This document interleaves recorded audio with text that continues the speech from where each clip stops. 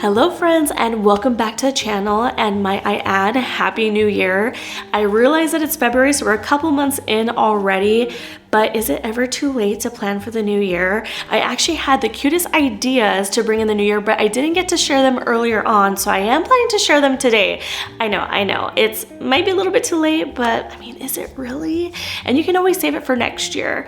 I'm actually planning to share 3 projects that you can get started on today, and they're pretty easy, simple, that you can do within maybe 30 minutes. And the first one will be a vision board. Actually, that one might take a little bit longer, but the rest are gonna be really easy.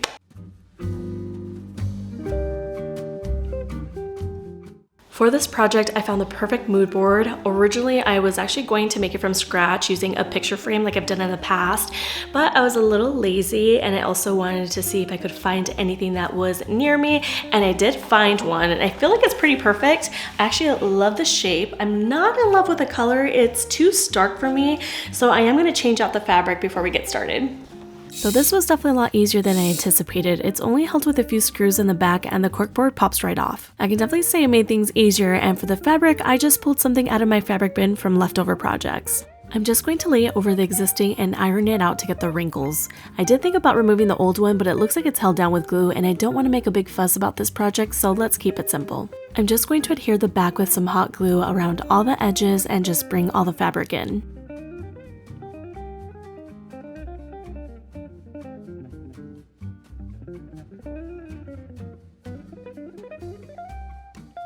After securing it down, remove any excess fabric. I tried to match it with the existing. I'm going to iron it one last time before putting it back together. Altogether, this took me about less than 30 minutes, I would say.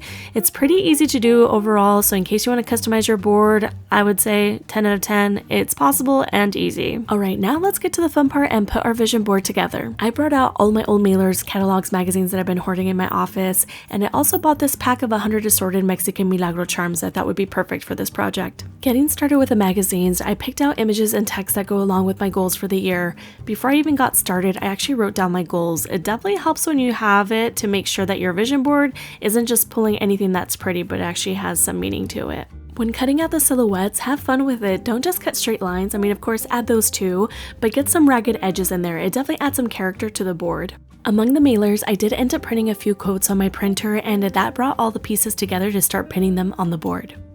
I played with the cutouts a few times and sorted all the images by goal priorities, which is kind of cool how the pieces just fit so well together once it was all in place with that in mind. Once I laid all the images down, I just used some small short pins to pin everything to the board. Note the board isn't the thickest, so using long pins won't work well with this. The final touch is adding the Milagro charms. If it's your first time seeing them in Mexican culture, it can be pretty much seen everywhere on religious objects, and it's also very common in Spain and Latin American countries. I placed some Milagro charms that are equivalent to the goals that I had in mind. There's almost a Milagro charm for anything that you can think of that tell a story, a thought, a prayer, and a blessing that you're seeking for.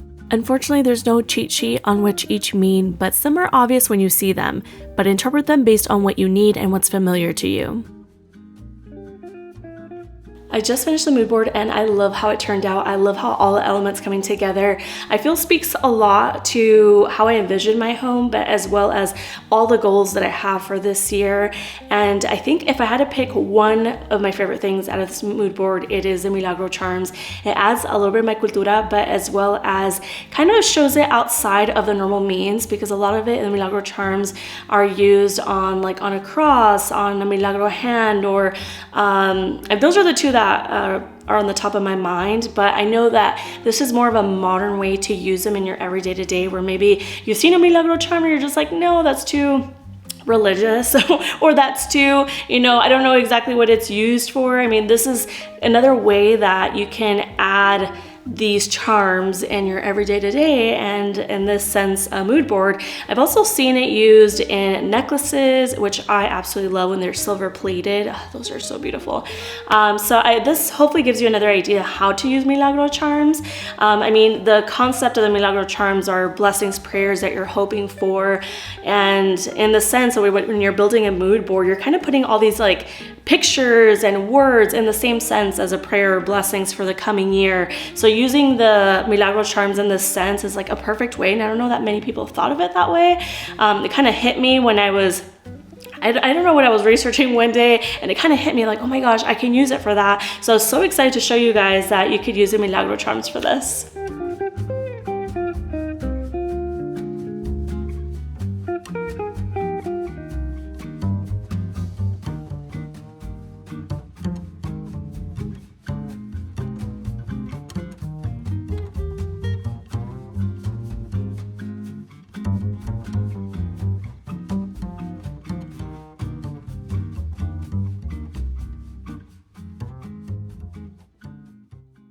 This project is going to be super simple. I'm going to be using a pair of candles I already have on hand, and I'm going to be using the same Milagro charms to make them into candle charms. The only additional item that you're going to need are jewelry head pins, which are really inexpensive, and you can find them pretty much at any craft store, and you can also find them online. I'll link the ones that I used.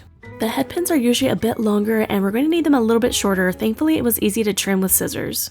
The first candle I'm putting together, I'm going to be focusing it on my home, my husband and I, kind of like a good luck to us for the new year. I'm still using the same pack of assorted charms, and you would think they would have another dog charm in it, but of course it only came with one. Talk about luck, I really wanted to include my dog, otherwise it would also be on this candle. For the second candle, I'm using it to represent good health for the new year. The charms came with almost every body part that you can think of, so I'm placing them all on. As I was laying out the charms, this kind of reminds me of those Frenology busts, you know, the porcelain heads with the divided sections of writing, like something that would go in an apothecary room. I absolutely love how it turned out. It's giving almost old world vintage, but honestly, I'm just happy I can incorporate more Mexican traditions and artesanias in a modern way and show it to you. I'm going to be collecting more of these for sure. At the end, I decided to store them in a glass cloche when not in use. I almost didn't want to turn them on, but the best part is that you can recycle the charms and place it on another candle.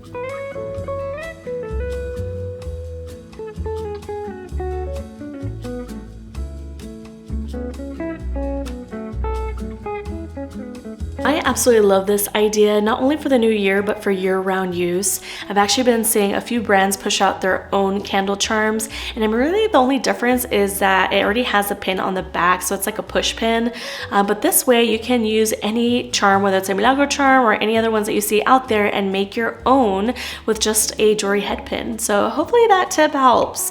Now, moving on to the final project, it's a literal bingo card. Yes, a bingo card. I've been seeing it trending for the last year or two, and I was like, you know what, that looks like fun. Like, why not do that? If we can make our goals more achievable by making it into a game and with prizes, because at least for my goals, I've assigned prizes to them. I mean, why not do it? I actually made my bingo template here on Canva, so if you want to do your own, you can do it there. It's pretty easy to do, or you can use the same template I'm going to be making available for you guys as a link in my description. It's a PDF you can download and you can send it straight to your printer. I made two different designs, well, really only one, just changing the colors and making one for the girlies and one for the guys, but use it however.